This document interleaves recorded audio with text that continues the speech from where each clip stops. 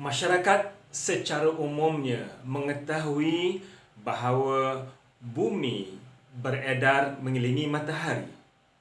Dalam sistem tata surya kita, matahari sebagai pusat, bumi serta bintang dan planet-planet yang lain berputar mengelilingi matahari. Namun demikian, tahukah anda bilakah masanya idea ataupun pandangan ini diterima oleh masyarakat? Hari ini kita akan bincangkan tentang peredaran matahari. Apa yang Al-Quran katakan tentang peredaran matahari. Kembali beberapa tahun, beratus tahun ataupun beribu tahun sebelum kedatangan Nabi Muhammad SAW hinggalah sekarang ini. Kita perhatikan dalam sistem tata surya ini, dalam sistem tata surya, apabila kita bicarakan tentang pergerakan bumi dan juga matahari, kita perlu lihat dua teori yang telah pun diterima pakai oleh penduduk dunia satu ketika dahulu, iaitu dua teori yang dikenali sebagai geosentrik dan juga heliosentrik. Teori geosentrik dan teori heliosentrik. Teori geosentrik mula diperkenalkan sebelum kedatangan Nabi Isa AS. Ramai para ilmuwan ketika itu berpegang kepada fahaman ini.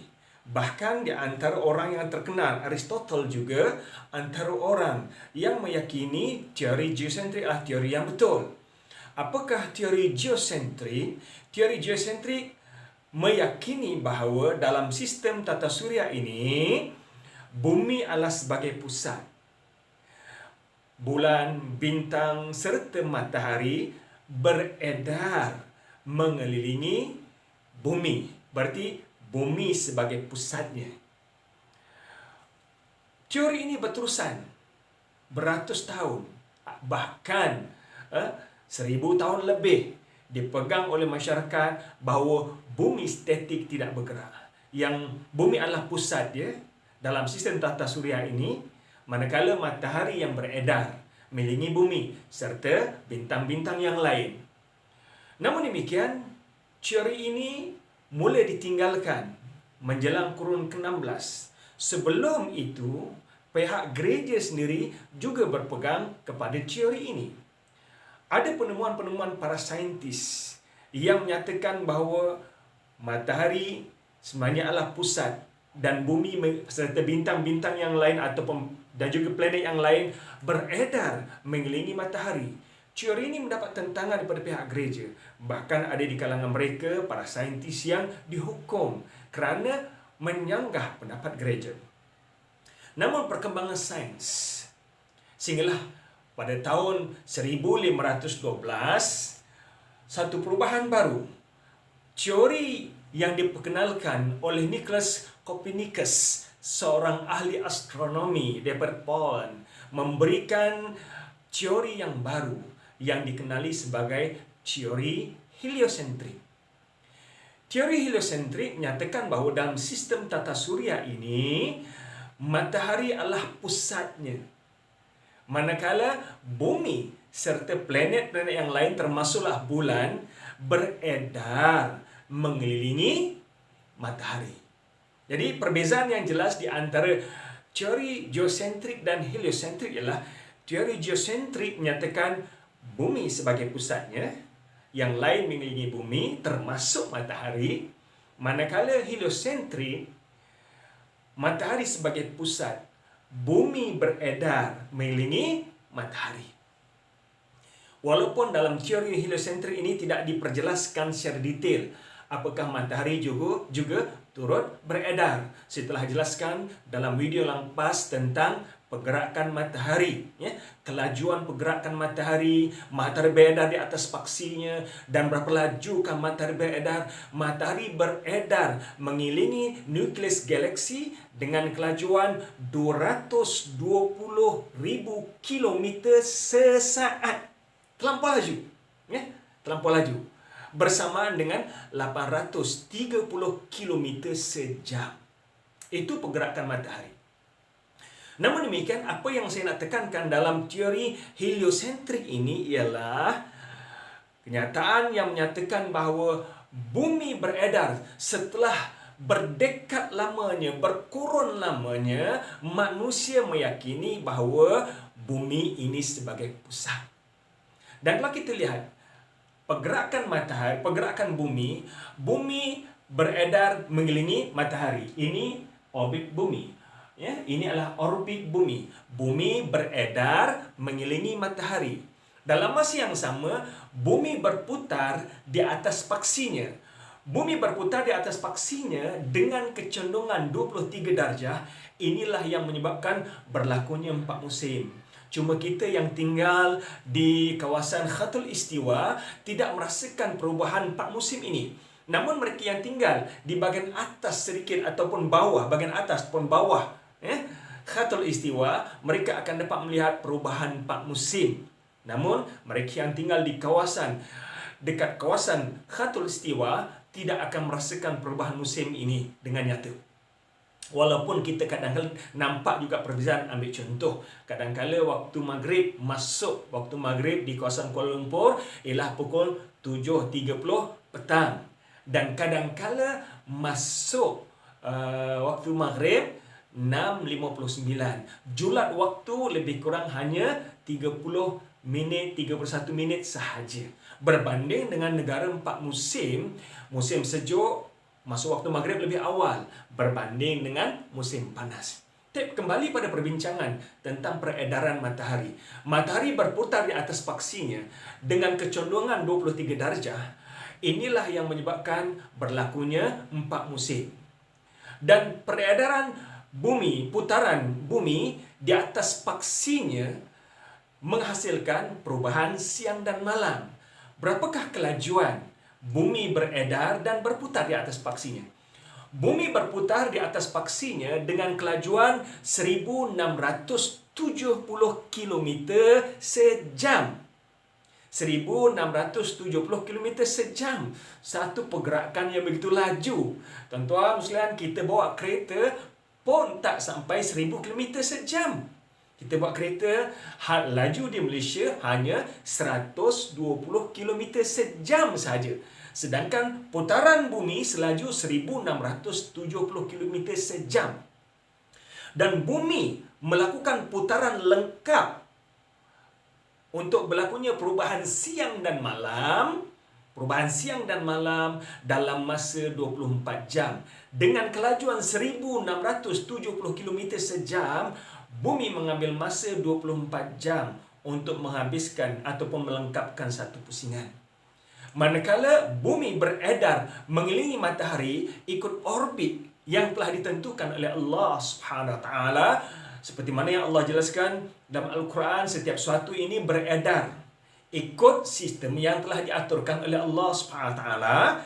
Dengan kelajuan peredaran bumi ialah 107.200 km sejam. Hatta jauh lebih laju berbanding dengan kapal terbang kita. Kita naik Boeing 747 tak sampai pun 100.000 km sejam. Sedangkan bumi beredar mengelilingi matahari ikut orbitnya dengan kelajuan 107.200 km sejam. Berarti kalau kita naik kapal terbang nak mengejar peredaran bumi, tidak mampu untuk kita kejar. Namun demikian, untuk bumi menghabiskan satu putaran orbitnya, kita perhatikan orbit bumi tadi, untuk bumi mengambilkan satu putaran orbitnya mengelilingi matahari cukup lengkap setahun, mengambil masa 365 1/4 hari. Walaupun dengan kelajuan demikian, bumi tetap mengambil masa 365 1/4 hari. 1/4 ni sebab itulah kita lihat bulan Februari ada 28 hari. Bulan Februari ada 28 hari. Tetapi 4 tahun sekali kita akan ada 29 hari. Oleh itu, orang yang lahir pada 29 Februari dia hanya menyambut birthday 4 tahun sekali. Sebab namakan tahun lompat, ya. 1/4 hari, 365 1/4 hari dengan kelajuan ini. Berbanding matahari jauh lebih laju, tuan-tuan. Matahari bergerak jauh lebih laju, 8 kali ganda lebih laju berbanding dengan bumi. Kelajuan matahari bergerak ialah 830,000 kilometer sejam. Namun demikian, peredaran matahari mengelilingi nukleus galaksi mengambil masa yang panjang, ya, jauh lebih panjang berbanding dengan apa yang kita lihat pergerakan bumi. Apa yang saya nak tekankan di sini ialah para saintis menjelaskan bahawa bumi beredar walaupun berdekad lamanya, berkurun lamanya sebelum ini. Masyarakat dunia, hatta ketika mana datangnya Nabi Muhammad sallallahu alaihi wasallam, ketika mana turunnya wahyu, masyarakat dunia masih lagi berpegang pada teori geosentrik yang menyatakan bahawa bumi adalah pusat, matahari turut mengelilingi bumi. Cuba perhatikan apa yang Allah sebutkan dalam Al-Quran. Dalam surah An-Naml ayat yang ke-88. Wa taral jibala tahsabuha jamidatan wa hiya tamurru marras sahab sun'allahi alladhi atqana kulla syai'in innahu khabirum bima ta'malun.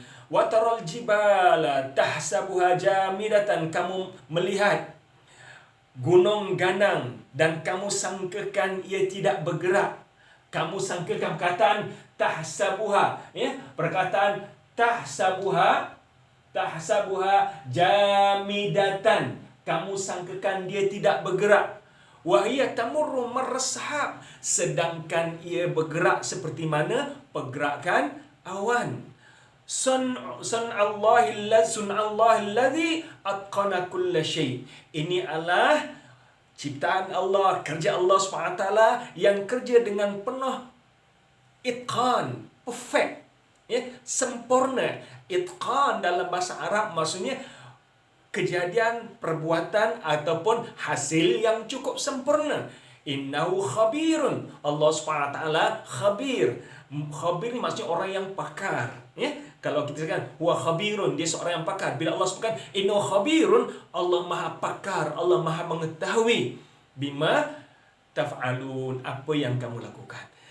Al-Quran menjelaskan dalam surah An-Naml ini bahawa bumi bergerak, bumi beredar.